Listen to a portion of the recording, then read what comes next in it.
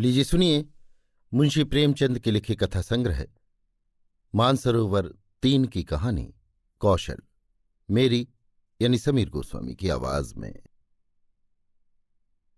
पंडित बालक राम शास्त्री की धर्मपत्नी माया को बहुत दिनों से एक हार की लालसा थी और वो सैकड़ों ही बार पंडित जी से उसके लिए आग्रह कर चुकी थीं, किंतु पंडित जी हीला हवाला करते रहते थे। ये तो साफ साफ ना कहते थे कि मेरे पास रुपए नहीं हैं। इससे उनके पराक्रम में बट्टा लगता था। तर्कणाओं की शरण लिया करते थे। गहनों से कुछ लाभ नहीं, एक तो धातु अच्छी नहीं मिलती, उस पर सोना रुपए के 8 आने कर देता है। और सबसे बड़ी बात यह है कि घर में गहने रखना चोरों को न्योता देना है। घड़ी भर के श्रृंगार के लिए इतनी विपत्ति सिर लेना मूर्खों का काम है। बेचारी माया तर्कशास्त्र न पढ़ी थी, इन युक्तियों के सामने निरुत्तर हो जाती थी। पड़ोसिनों को देख देख कर उसका जी ललचा करता था। पर दुख किससे कहे, यदि पंडित जी ज्यादा मेहनत करने के योग्य होते तो ये मुश्किल आसान हो जाती।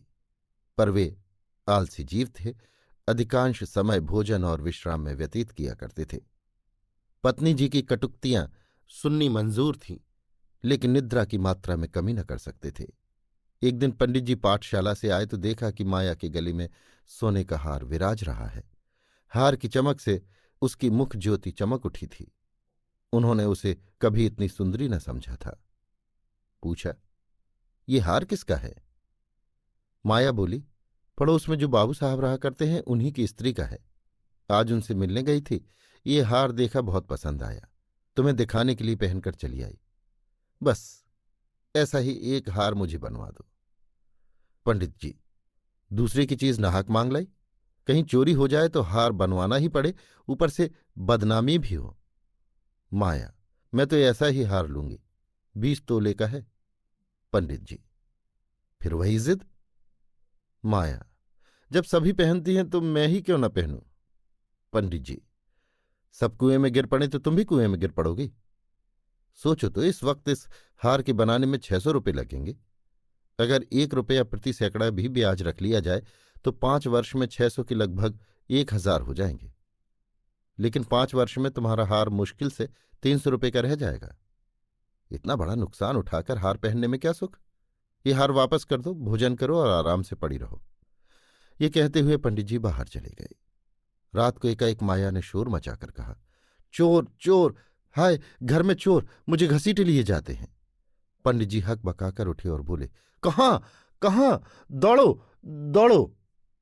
माया, मेरी कोठरी में गया है, मैंने उसकी परछाई देखी। पंडित जी, लालटेन लाओ, जरा मेरी लकड़ी उठा लेना। माया, मुझसे तुम्हारे डर के उठा नहीं जाता। कई आदमी बाहर से बोले, कहाँ है पंडित जी, कोई सेंध पड़ी है क्या? माया, नहीं नहीं, खपरेल से उतरे हैं। मेरी नींद खुली तो कोई मेरे ऊपर झुका हुआ था। हाय राम, ये तो हार ही ले गया, पहने पहने सो गई थी, मुए ने गले से निकाल लिया। हाय भगवान। पंडित, तुमने हार उतार क्यों ना दिया था? माया, मैं क्या जानती थी कि आज ही ये मुसीबत सिर पड़ने वाली है? हाय भगवान। पंडित जी, अब हाय हाय करने से क्या होगा, अपने कर्मों को रो। इसीलिए कहा करता था कि सब घड़ी बराबर नहीं जाती, न जाने कब क्या हो जाए। अब आई समझ में मेरी बात? देखो, और कुछ तो नहीं ले गया? पड़ोसी लालटेन लिए आ पहुंचे। घर में कोना कोना देखा, करियां देखी, छत पर चढ़कर देखा, अगवाड़े पिछवाड़े देखा, शौच गृह में झांका, कहीं चोर का पता न था। एक पड़ोसी, किसी जानकार आदमी का काम है।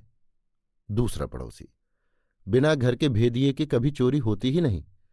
और कुछ तो नहीं ले गया? माया, और तो कुछ नहीं गया, बर्तन सब पड़े हुए हैं, संदूक भी बंद पड़े हुए हैं। निगोड़े को ले ही जाना था तो मेरी चीजें ले जाता, पराई चीज ठहरी, भगवान उन्हें कौन मुंह दिखाऊंगी। पंडित जी, अब गहने का मजा मिल गया ना? माया, हाय भगवान, ये अबजस बदा था। पंडित जी, कितना समझा के हार गया, तुम ना मानी ना मानी। बात की बात में 600 रुपये निकल गए। अब देखूं भगवान कैसे लाज रखते हैं। माया, अब आगे मेरे घर का एक एक तिनका चुन ले जाते तो मुझे इतना दुख न होता। अभी बेचारी ने नया ही बनवाया था। पंडित जी, खूब मालूम है, 20 तोले का था।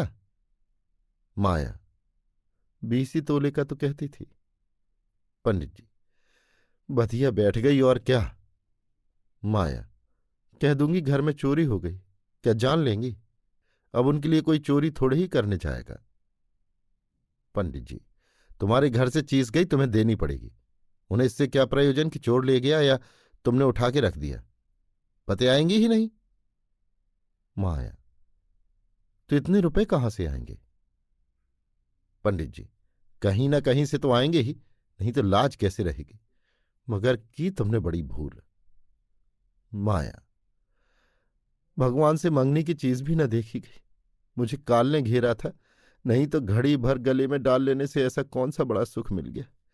मैं हूं ही अभाग्नि। पंडित जी, अब पछताने से और अपने को कोसने से क्या फायदा? चुप होके बैठो। पड़ोसन से कह देना घबराओ नहीं।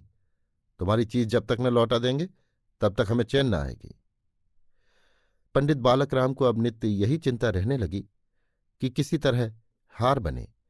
यों अगर टाट उलट देते तो कोई बात न थी, पड़ोसन को संतोष ही करना पड़ता।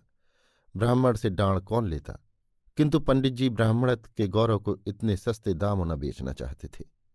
आलस्य छोड़कर धनोपार्जन में दत्तचित्त हो गए। 6 महीने तक उन्होंने दिन को दिन और रात को रात नहीं जाना। दोपहर को सोना छोड़ दिया, रात को भी बहुत देर तक जागते। पहले केवल एक पाठशाला में पढ़ाया करते थे, इसके सिवा वो ब्राह्मण के लिए खुले हुए 101 व्यवसायों में सभी को निंदनीय समझते थे। पर अब पाठशाला से आकर संध्या समय एक जगह भागवत की कथा कहने जाते। वहां से लौटकर 11-12 बजे रात तक जन्म कुंडलियां, वर्ष फल आदि बनाया करते। प्रातःकाल मंदिर में दुर्गा जी का पाठ करते। माया पंडित जी का अध्यवसाय देख देख कर कभी कभी पछताती कि कहाँ से कहाँ मैंने ये विपत्ति सिर पर ली। कहीं बीमार पड़ जाएं तो लेने के देने पड़े। उनका शरीर क्षीण होते देखकर उसे अब ये चिंता व्यथित करने लगी। यहां तक कि 5 महीने गुजर गए। एक दिन संध्या समय वो दिया बत्ती करने जा रही थी कि पंडित जी आए। जेब से एक पुड़िया निकालकर उसके सामने फेंक दी और बोले, लो, आज तुम्हारे ऋण से मुक्त हो गया। माया ने पुड़िया खोली तो उसमें सोने का हार था। उसकी चमक दमक, उसकी सुंदर बनावट देखकर उसके अंतःस्थल में गुदगुदी सी होने लगी। मुख पर आनंद की आभा दौड़ गई।